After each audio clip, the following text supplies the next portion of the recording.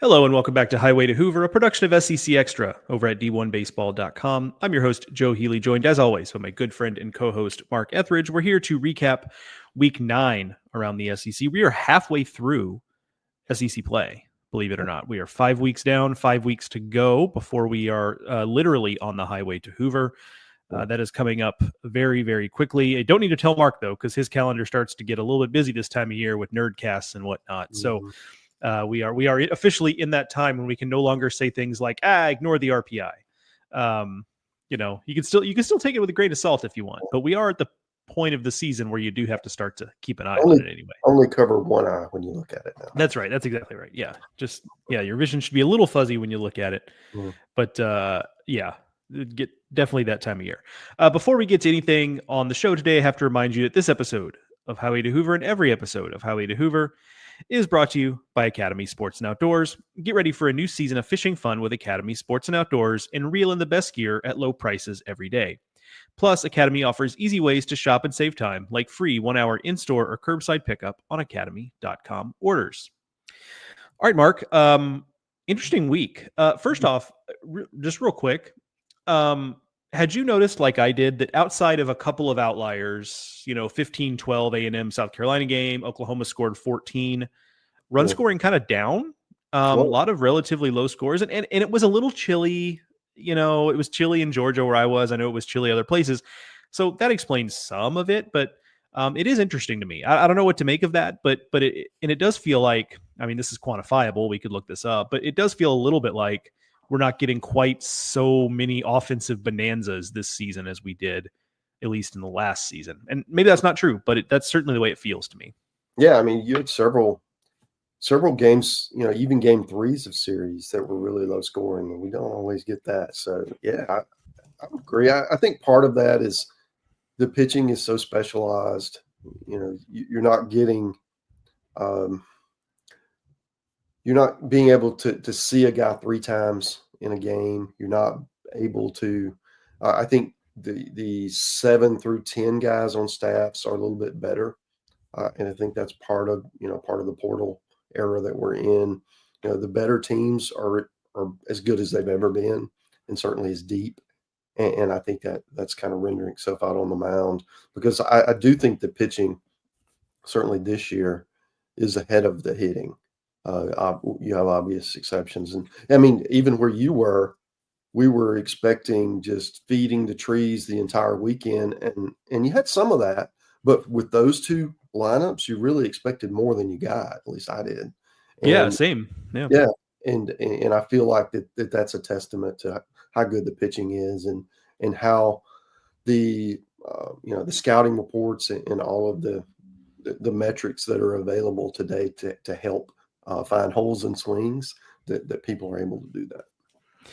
Yeah, that's it's interesting in general. Like, this is something I probably need to actually be rigorous about and start to actually look into data here. But somebody mentioned it in one of our internal D1 chats. I forget which and who it was, yada, yada. But that at this time last year, Charlie Condon had like 23 home runs. Mm-hmm. And now, and he was leading the country, but he wasn't totally alone.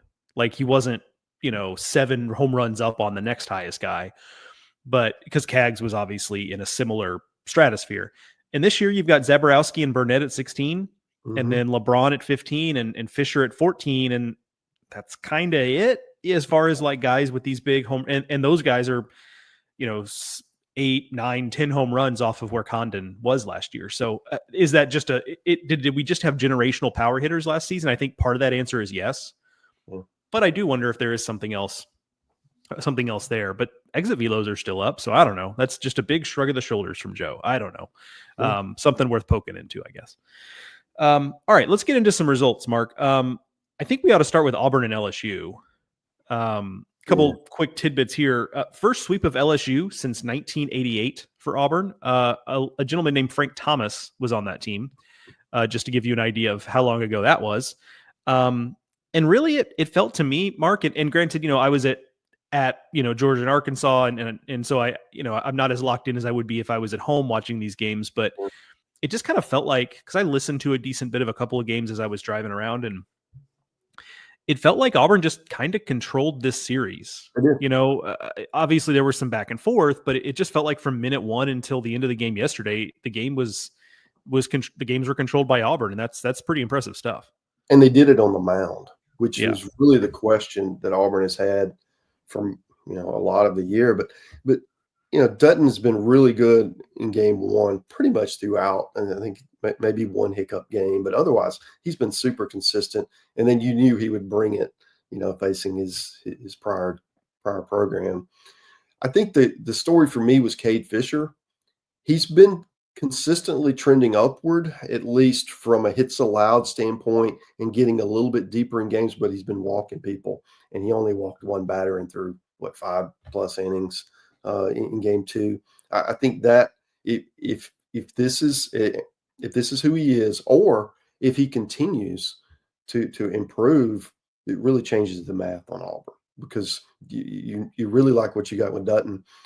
And then in game three, Auburn used some guys that honestly through the staff have been like 6 through 10, maybe in the pecking order, and really baffled LSU and just kept them in check for the entire game. And that to me was the biggest surprise, we'll call it, because I really felt going into Sunday's game three that LSU, after being really kept in check for 2 days, would just come out and it'd be laser show. And that was not the case. Auburn just limited base runners and then made sure that LSU didn't get the big hit when they did get runners. And I feel like, one, it shows that Auburn, we talked about how young they were. They continue to improve. They find guys in the right spots. There's some depth there on the mound that has developed. And then the other part is, that's a better home environment than it has been. They had great crowds all 3 games. Honestly, it was just an okay home environment before.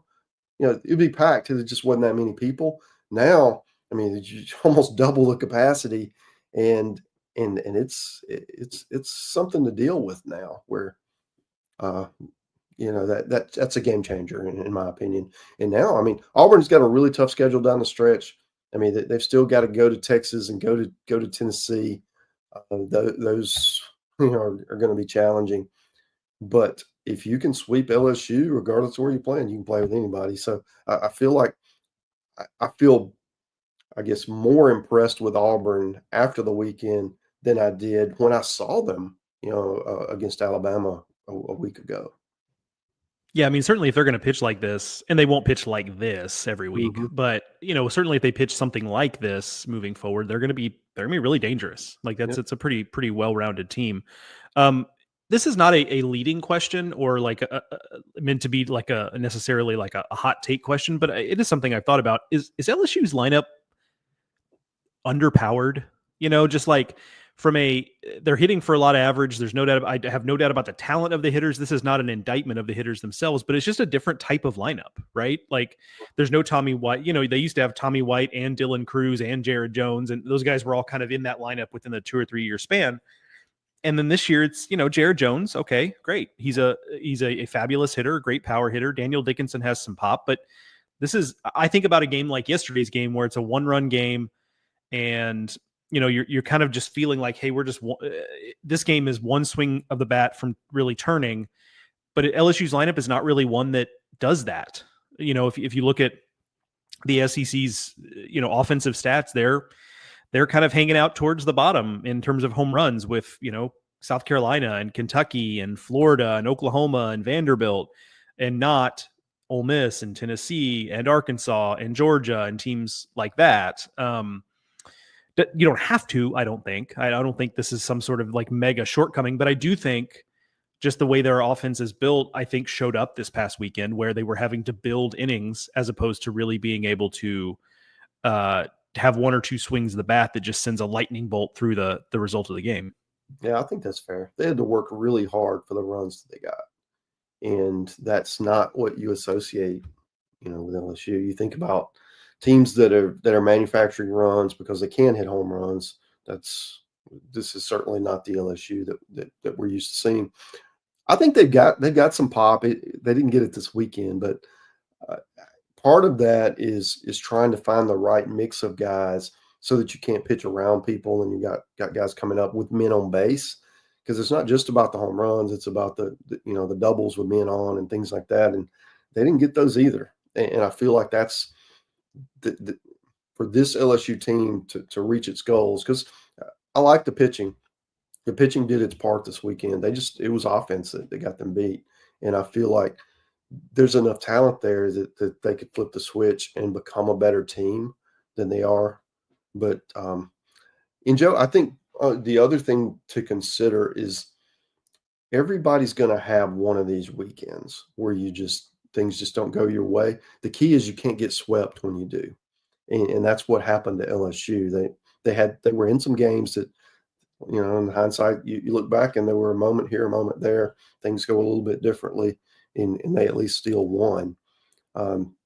So that's the key. And if you're going to compete for the SEC title, or probably more importantly in today's world, grab one of those top 8 national seeds, which is LSU certainly in the mix for that.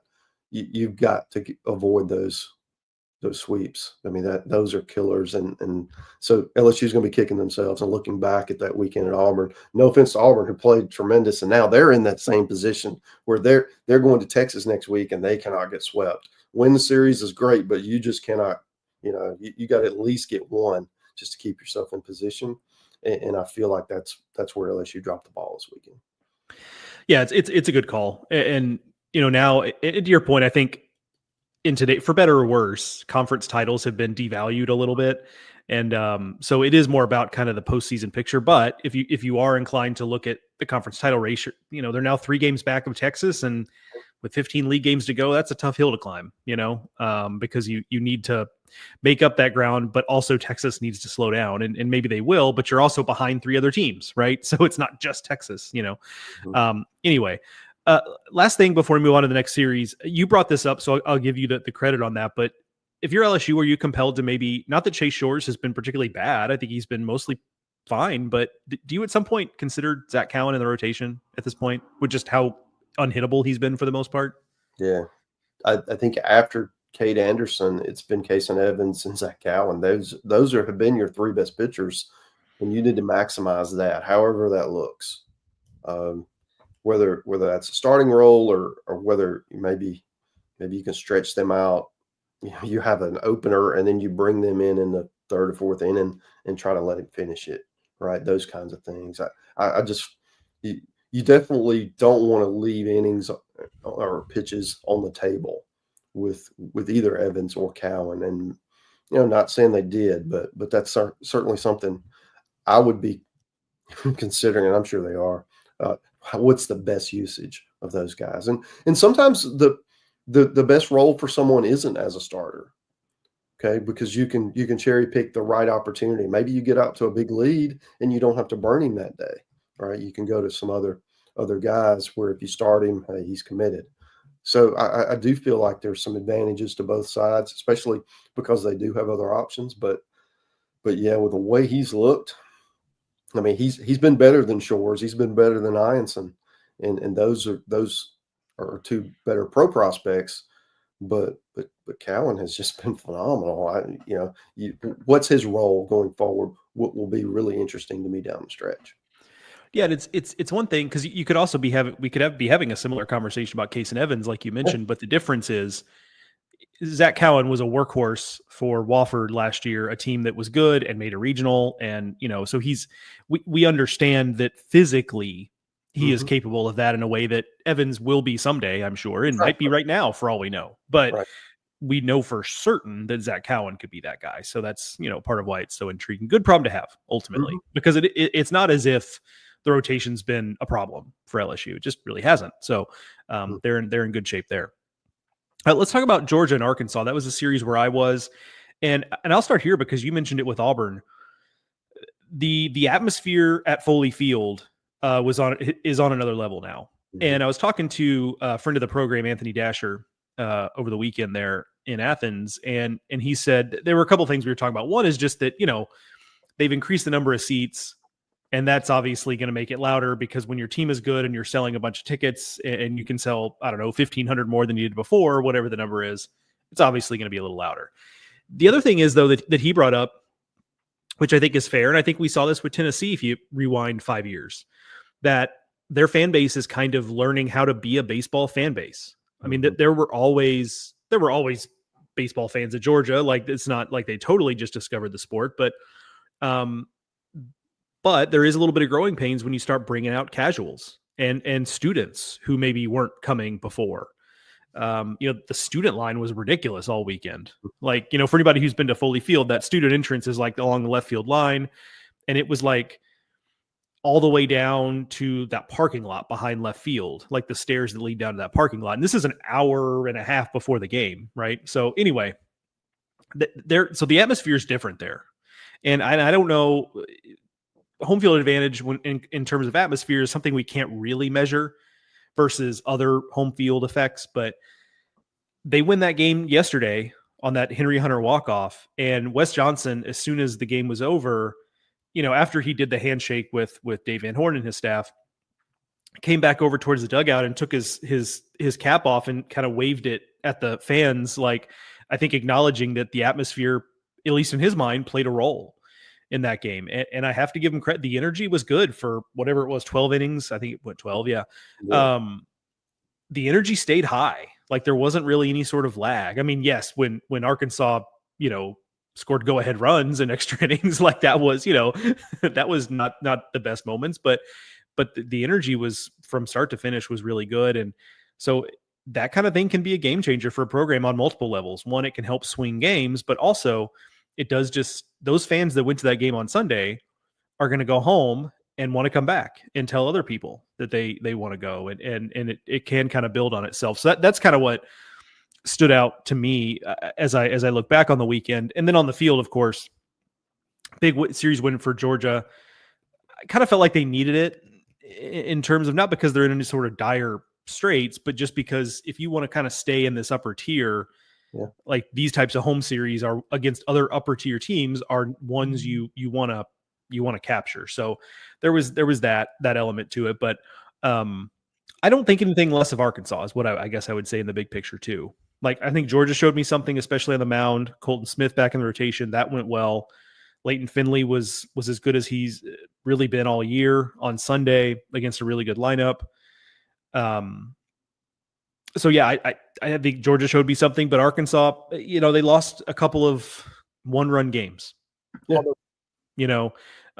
look, I understand, you have to move a team out from number one when that kind of thing happens, but there was a reason why they just bumped to number two, is because to me, they're still the best team I think I've seen in person. And nothing about that weekend really changed it when you consider that Georgia is also a top, 10, 8, 7, whatever the number is, team. And that's just kind of the way it goes. Yeah.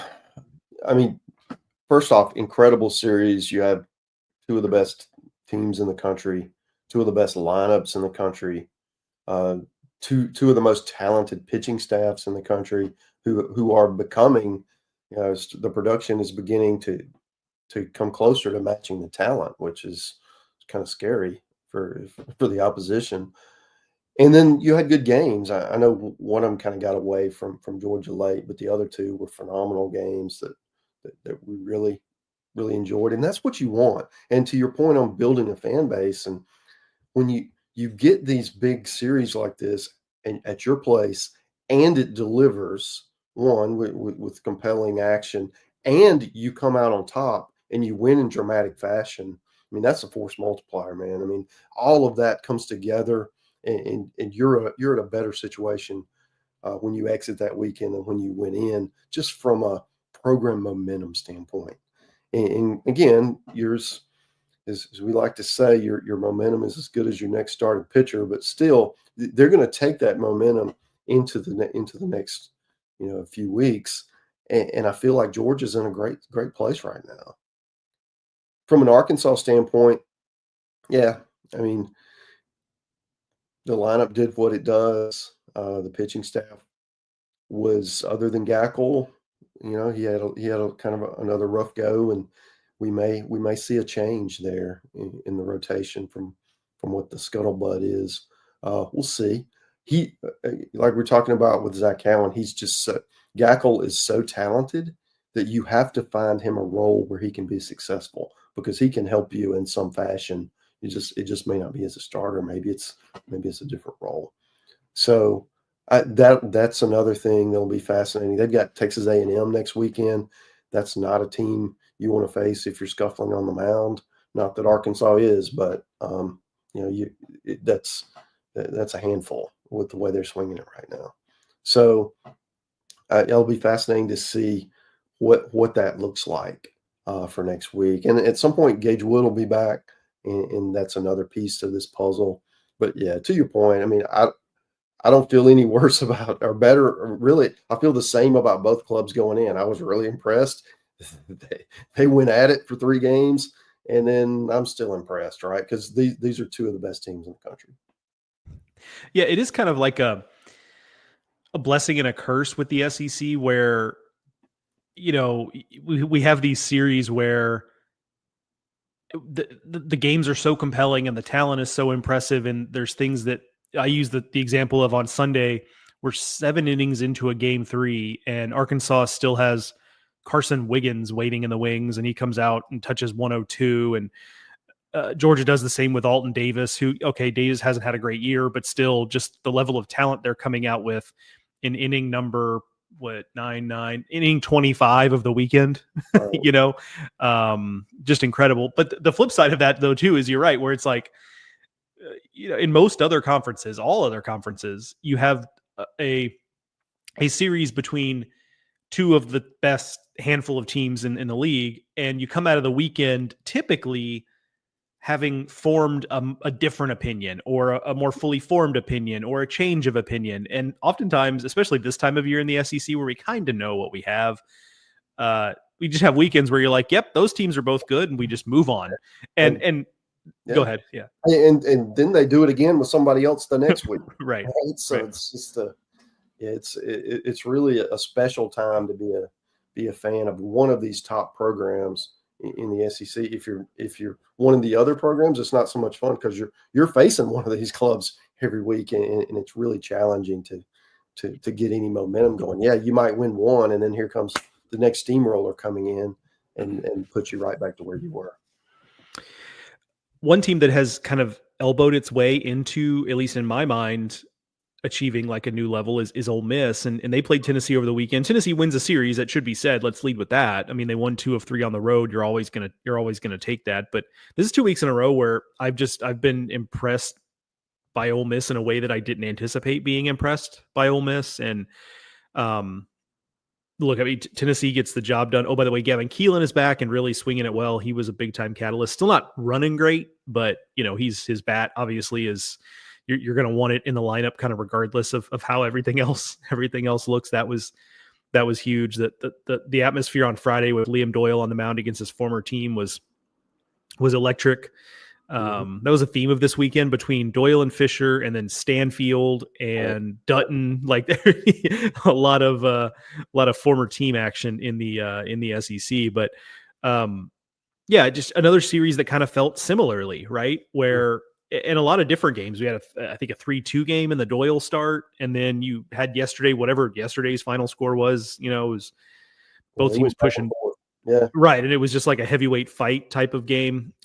Impressive stuff by both teams to be able to compete in both of those types of games. And I think this is just a classic case where, Tennessee kind of being a team that's, been through this for however many years, different team, obviously, but some carryover. They've been in these games a lot the last few years. And they just, I think that's that kind of intangible that ends up mattering in a game like that, where this is just kind of muscle memory for them. Like, oh, here's another tight SEC game against another really good team. And we just kind of know how to finish the job in these. Yeah. I mean, yet another great atmosphere. I mean, Ole Miss, their fans showed up and it had great weather, had a great opponent, had the personal thing with some former players coming back, but they really packed the place. And credit to Tennessee for handling that, because a lot of teams are going to come in and you're going to face all of that against you.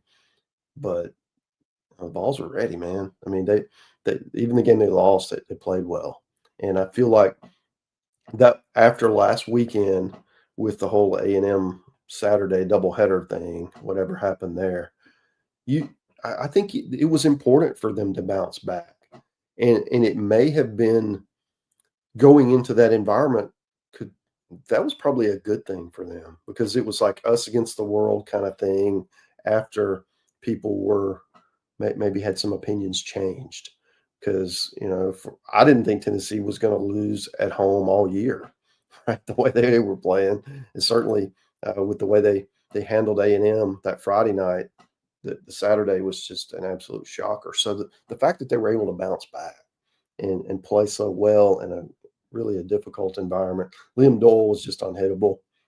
I mean, he had 14 Ks and just he, in that moment coming back to Oxford, that's as good as it gets for him, right? They may go on and win the title, but he's going to remember that night, Friday night, for as long as he has memories about baseball. So I feel like that's if you're Tennessee, you're feeling really good to come out of there taking 2 out of 3 and play well doing it. If you're Ole Miss, I'm kind of with you there.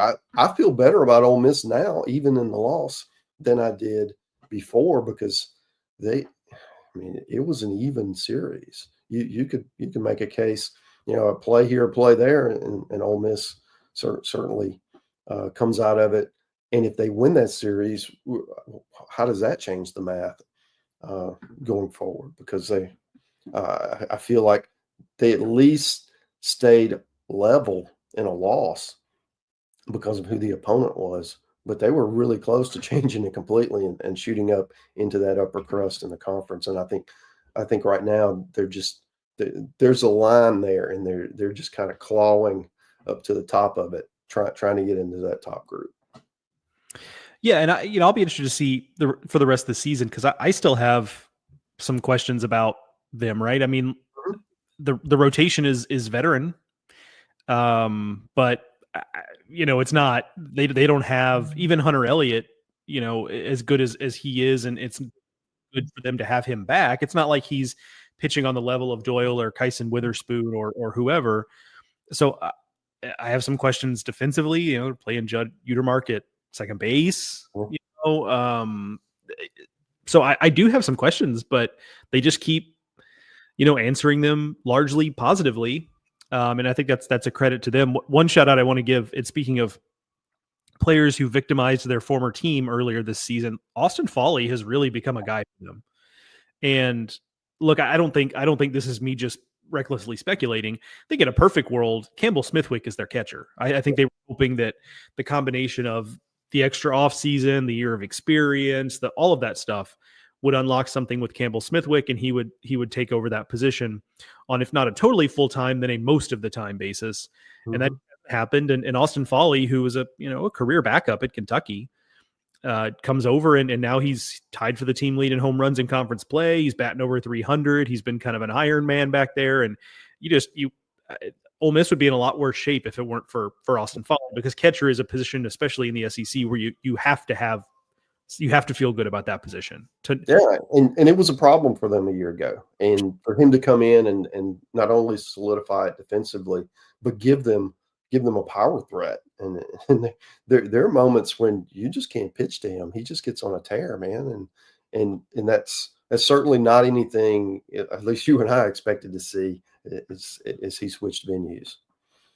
Yeah, it's such a cool deal to have a story like that where it's a positive transfer portal story where it's just hey, he finally gets an opportunity. Sam Dutton, one of those, right, where it's like he was just at LSU at the wrong time and he finds an opportunity, and now he's really taking advantage of it. Before we move on to the rest of the weekend's happenings, Mark, I have to remind our listeners of one of our other sponsors. That's Tecovas Boots. Whether it's the leather in your glove or your tailgating chairs, baseball people know that quality matters. That's why we love Tecovas Boots. Born in Texas, handcrafted with over 200 meticulous steps and comfortable from day one, they're perfect for wherever the college baseball season takes you. From road trips to rivalry games, post-game celebrations, or just everyday wear, Tecovas Boots are made to go the distance. Find your perfect pair today at Tecovas. All right, let's move on to Oklahoma and Vanderbilt. Mentioned Kyson Witherspoon earlier, and that's timely because he just went out and threw a complete game shutout, 7 innings, because it was a run rule game, 14-0 win for Oklahoma. And making it all the more impressive is he did so one day after being scratched due to back spasms. Right. And so there was a brief period of a few hours when there was some worry about Kyson Witherspoon. Anytime you scratch a starting pitcher, there's obviously some worry there. They were assured by Skip Johnson after the game that he was going to be good to go. It was no big deal. And turns out he was right. He was more than good to go. He was unhittable. 2 hits, no walks, another just outstanding outing for him. And I think this was a huge series win for Oklahoma in that they protected their home field, right? I mean, the LSU a couple of weekends ago came in and just really took it to them and suffocated them all weekend in Norman. And you knew, and you and I talk about the math all the time, you get swept at home like that, you got to make it up somewhere else. And so to get this series win at home against Vanderbilt to kind of keep you on course is huge. And now they have Missouri on the road coming up this weekend. And look, on the road makes it somewhat tougher, obviously, but you feel good about them getting a result there. And this is a place where they can get a little greedy and look for a sweep, perhaps. So I think it was big to see them come back out and play better, get the performances they got to keep themselves on track with the series win against Vanderbilt. Yeah, you covered it. I think the other part of this was Cade Crossland moved up. He's been there Saturday, started, moved in on Friday, and pitched really well. Had to match up with Thompson for Vandy, who has been one of the better pitchers in the conference. And not only did Oklahoma jumped on him for I think 4 in the first, but Crossland was he was able to maintain that lead, and then Oklahoma stretched it from there. I feel, and then Saturday was just total annihilation, both because Witherspoon pitched so well, and then the offense just did what it wanted to. Took advantage of a bunch of walks, got the timely hits, and they were able to take the series. And then from that point, you knew Vanderbilt was going to come out. I mean, you've met Tim Corbin. You knew that the way they lost Saturday, he was not going to take that well and would do absolutely everything in his powers to have his team ready to play for game 3. And they were able to handle that game. I do feel like that if you're Vandy, it's still an offense that's a little light, and you're trying to find some things, and whether it's people, whether it's moving them in places, whether it's changing some things, just trying to maximize it however you can. And then their pitching, it had to be better than it was the first couple of days, and on Sunday it was.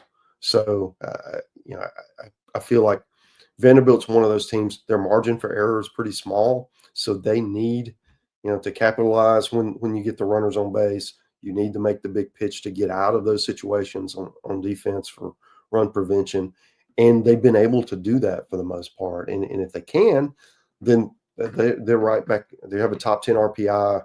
If they finish strong, they're right in that hosting mix again. If they don't, it's going to be a road trip for the postseason. And that's about as plain as I can state it. And from an Oklahoma standpoint, they're kind of mid-pack in the SEC right now with a chance. You mentioned the Missouri series. You can bank some wins there potentially, and then get right back into that hunt, to have postseason baseball at home, or be one of those number 2s where everybody, pops up on the screen and, oh no, Kyson Witherspoon's in our regional, right? One of those kind of things that could be a game changer. So a lot to play for both those teams. And that, to me, was fascinating. I thought Vandy, with how LSU handled Oklahoma, might be able to steal that one on the road, but Oklahoma said, no, sir, and was able to get a much-needed home series victory. Yeah, it's interesting that, as you brought up the postseason implications, I was thinking about it. And, Oklahoma strikes me as a team that the difference between being a host and being a 2 is huge, because it opens up the situation where you could pitch off and save Kyson for a winner's bracket game on Saturday. Whereas if you're a 2, there are some 3s where maybe you'd feel comfortable with Crossland or Malachi or whoever, but there are many more 3s where you'd probably, especially if it ends up being a underachieving ACC team as a 3, right? Or what have you, like, or underachieving Big 12 team that's figuring it out. There are a lot of scenarios where you'd feel like, okay, we can't really afford to hold Kyson back. So Oklahoma, again, taking advantage of playing Missouri or whatever it is, like, it does feel like that is a team that for which getting that host spot is more important. You compare that to Vanderbilt, and you'd always rather host than not. But from a pitching standpoint, I don't know that there's enough difference between all the various guys they would start to where I don't know that actually is a huge factor, whether it's Thompson or Bowker or Fennell or whatever. It feels like they've got a shot in all of those games. And for all of Vanderbilt's shortcomings, like, I do think that is one thing they have going for them is they have at least 3 guys from a rotation standpoint that they feel like, they'd have a shot to win basically any game with. Yeah. And I love those strategy talks, and we'll get into that more as regionals get close. And, for me, it's all about going 2-0. That's where you want to be after 2 games. And I know you can't get to 2-0 unless you get to 1-0, but I do think there's some strategy in there. What is your best opportunity to get game 1 and game 2? And of course, other people think, oh, I've got to win game 1 before I even think about game 2. I'll worry about tomorrow. And, and depending on the situation, that might be the best outcome. But when you have a bullet like they've got with Kyson, it's so tempting to hold him because you feel like you're the favorite against whoever you are, even in someone else's ballpark when he's on the mound. Yeah. And it's I'd be interested to inject coaches with some truth serum, and when they say, hey, we need to go 1-0 and we'll just worry about tomorrow, like, you wonder how much that's the message for the players, but then they themselves in the coaches' offices are thinking about it differently. Because, and I've always thought, my take on it, and I think more and more folks are coming around to it, is just that I think you should think of regionals as at least as a host team or as a high level number 2 that has real upside, as a binary proposition. We're either going to win this regional or we're not. Yeah. Like, you don't get much for getting to a regional final. Now, again, that doesn't apply to everybody. If you're Fairfield and you got to a regional final, that's a big deal, right? Like, that is an accomplishment. You will be able to say you beat Arizona State in that regional, right? So that's not totally true, but when we're talking SEC clubs or ACC clubs, what have you, either win the regional or you don't. So what do you need to do to put yourself in position to win the regional? Because again, you're not getting much for just winning a game there. So anyway, plenty of time for more of that talk as time goes on. Let's talk Texas and Kentucky. Mark, my big takeaway here is that it's yet another weekend where coulda, woulda, shoulda with Kentucky. The weekend ends with another close loss, another 1-run loss. And I'd have to do the math on, they've lost now, whatever it is, 9 SEC games, probably by a total of less than 15 runs or something like that. And so on one hand, you do feel a little bit, you do feel like some of that is just the coin flips all go in one direction. I think there's something to that. But I also think, as we've talked about before, that I think that's how that's the ramification of this roster not being what it was last year, where last year they did all of the little things well, right? Not every bunt, you know what I mean though. Like, just about every bunt got put down. Every stolen base attempt was successful. Every double play got turned. Every routine play got made. And this year, that's not really been the case as much. I think they're better than their record. I feel confident in saying that. They are better than what their SEC record shows. However, I do think this is the result of a lot of those little things just not being executed as effectively as they were last year and even the year prior, right, when they got to a super. Cool. So there's that. On the Texas side, there are, I start with Kentucky because on Texas, this is just kind of like ho-hum, another series win. They're now the number 1 team in the country. That's obviously big. And I guess my one takeaway for them is because of the nature of this series where they got pushed and then they had a 15-inning game there. They did have to dip into some pitchers they haven't really been using as much. I think of Thomas Burns chiefly in that extra inning game. And maybe maybe being pushed like that is a good thing in the long run because of that, kind of force, Max Wiener and staff to get a little bit out of their comfort zone in who they put on the mound. And maybe that pays off down the road. Yeah, I think that's well said. From a Texas standpoint, we wondered what would happen if they had to go past the top 5, 6 guys.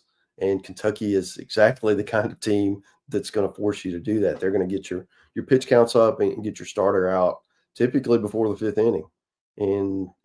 And other than the final game, they were able to do that. I mean, Texas was even with the extra inning game was able to keep pitch effectively enough to keep them in games and then prevail in the series. And I feel like because some of the guys they used were people we expected to have key roles on this team. I think about Sonya and Burns and Aiden Moffitt and several of those characters who haven't had the key roles that perhaps they envisioned when they came aboard. So I do feel like that's a great thing for Texas. And plus, Texas just continues to get key hits and make the clutch play and all of that kind of stuff, which is kind of a page out of Kentucky's playbook. That's how they want to win, right? Keep it close. We're not going to beat ourselves. We're going to put pressure on you to force mistakes. And so often, if you're able to do that effectively enough, that especially in this league where everybody doesn't play that way, that can be really effective. I think to your point, some of that is for Kentucky falling short in quite a few of these games is just an overall talent deficit compared to some of the top teams in the country, which there's no shame in that. Everyone else has that compared to the top teams in the country. But they're playing with them, right? I think the problem is when you're punching up, if you do make a mistake or if you do miss on an opportunity that the other team gives you, you just don't get enough of those in order to capitalize. And I feel like, to your point, that may be a little bit different than last year's team, but Kentucky is not a fun team to play. They're going to be in it for 9 innings with you, and if they continue to pitch the way that they did this weekend, especially getting some unheralded guys, we mentioned that for Kentucky, that they had some as well.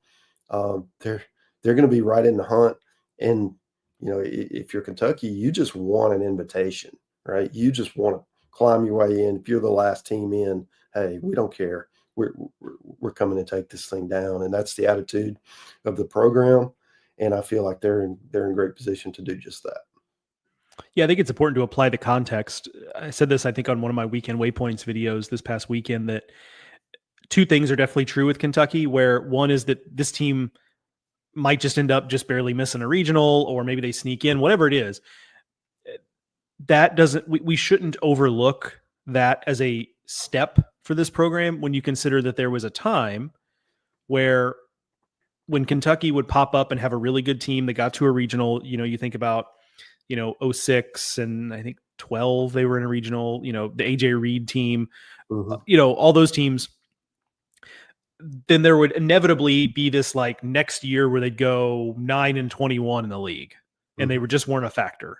And we'll see what this team's record ends up being.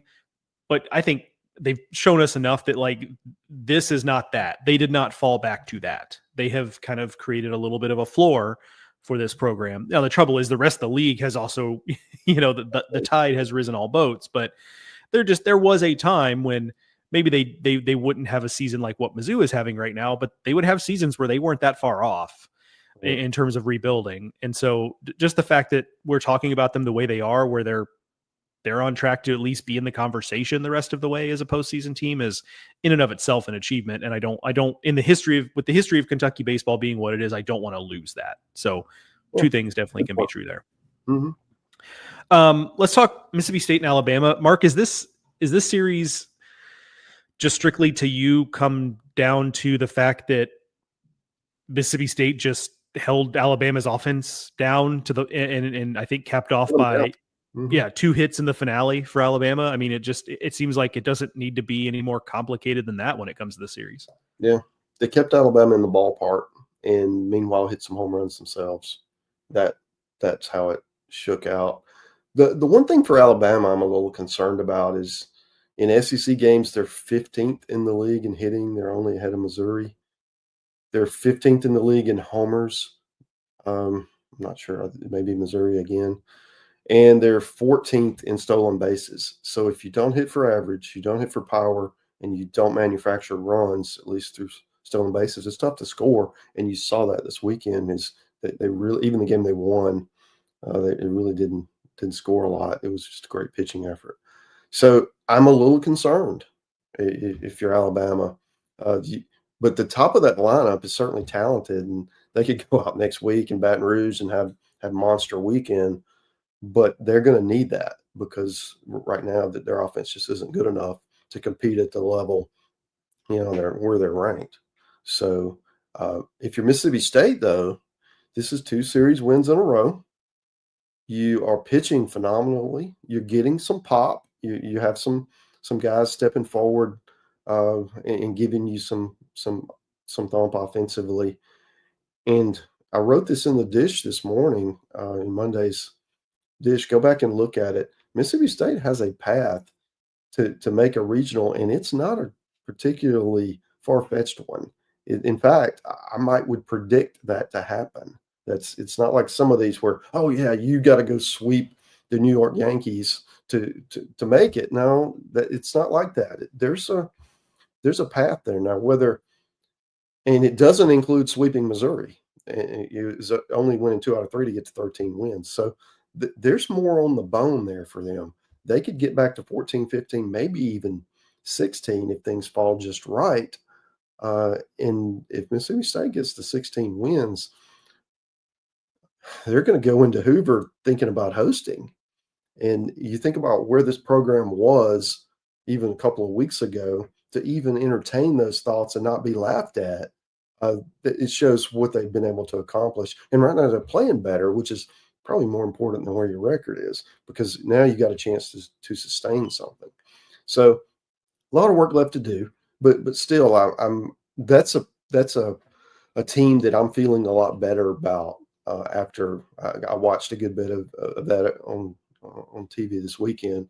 I feel really good about how they're pitching, and they're getting enough offense that I think that's sustainable as they go down these last 5 weeks of the conference race.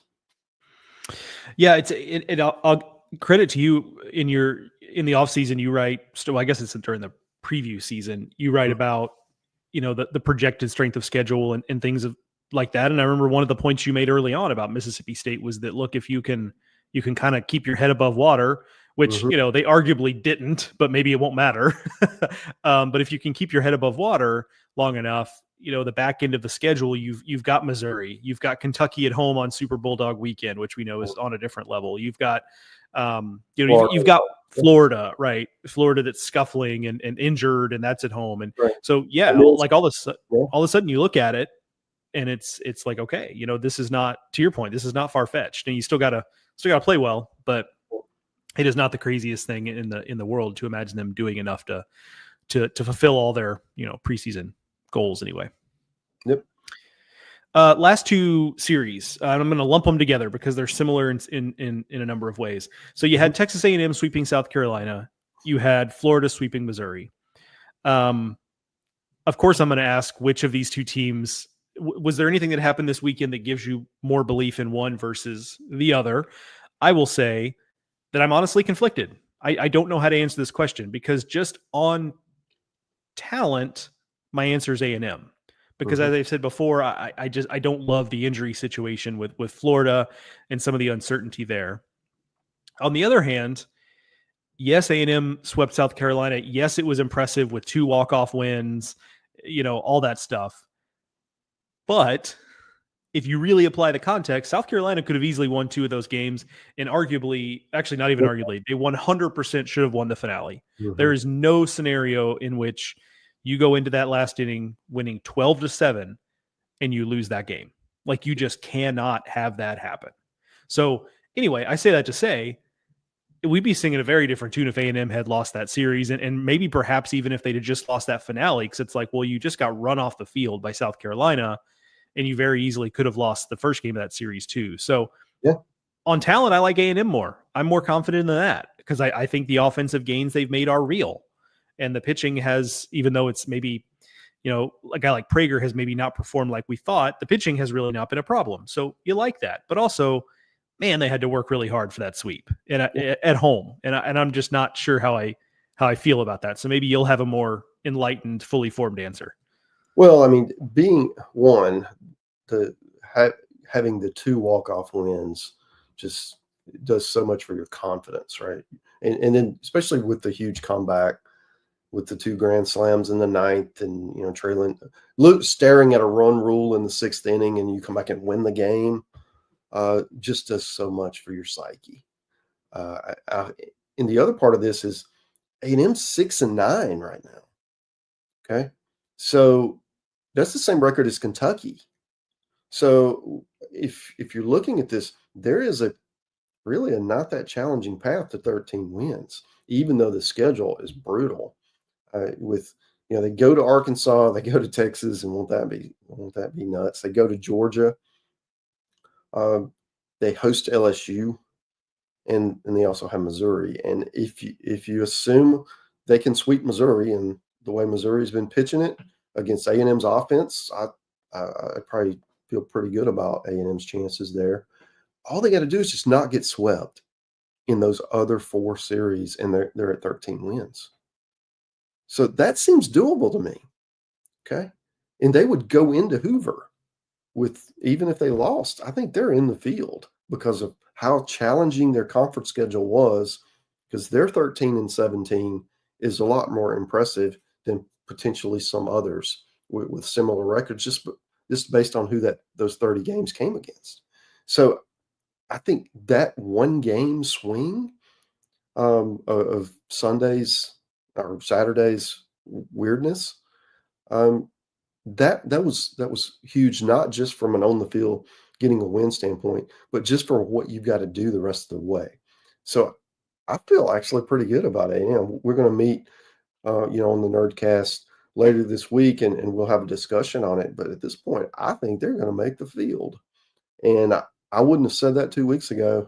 You would have had to drug me to get me to say something stupid like that. But now it's not stupid anymore because we have more data, and now we understand what's going on.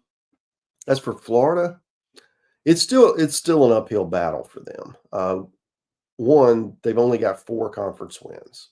So with their RPI where it is, they could be a test case to get in with 12, depending on, what the rest of the country looks like, what the other contenders are. Their AD's on the committee. So there's a lot of different factors there, but to get there, they're going to have to win their home series, and they got Arkansas and Alabama. And there's only 2 of those, and maybe, but you got to win them both. Maybe you get one of them. But they're also, they've got to go to Mississippi State, they've got to go to Texas, and they go to South Carolina, and they would have to not get swept in any of them and win one of those. And that gets you to 12. Okay. So the math is just a little tougher because, they're just starting from 2 games behind where A&M is. So if you're going to compare the 2, A&M's got a much smoother path despite having, one of the most difficult back halves of the year possible. So on the flip side of that, South Carolina, man, that has to be as demoralizing a weekend as you can endure. You get walked off on Thursday. You get absolutely demolished. What was it, 17-0? I think it's 17-10. It was just awful. And then we've discussed it. Then what happened in Game 3 happened. And how do you come back from that? How do you come back from that? We're going to find out what kind of leadership's in that locker room, because it's your season is you're just playing spoiler at this point. There's not enough time, not enough games, even if you're playing well, for them to get back. You're having to sweep people, and I just don't think that's they're just not good enough. It's just not, it's not realistic. So I do feel like that now it's how bad does it get? Okay. Or because they've been competitive. This hasn't been like Mizzou was, although we'll get to Mizzou in a minute. They were better this weekend, where they're just getting thumped every week.